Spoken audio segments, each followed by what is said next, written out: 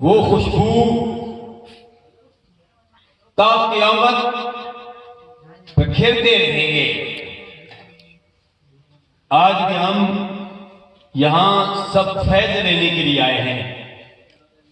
फैज लेने के लिए बाबा जी सरकार अलैहि रहमत फरमाया करते थे, अपने भाइयों से मिलो, तुम्हें फैज अपने भाइयों से मिलेगा। अल्हम्दुलिल्लाह हमारा वो सिलसिला है। यहां एक सिलसिला नहीं, चिश्ती, नक्शबंदी, सरवर्दी, कादरी, सारी बाकी जो शाखें हैं, अल्हम्दुलिल्लाह यहां सारे सिलसिले मौजूद हैं। आप एक रंग नहीं, सिबगत अल्लाह है, वमन अहसन मिनल्लाह सिबगतन व नहनु लहू आबिदून।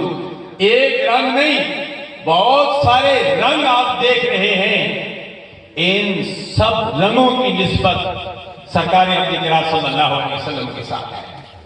तो इससे है डर से है सख्त, और सख्त से है मुझको निस्बत। मेरी गर्दन में भी है दूर का डोरा तेरा।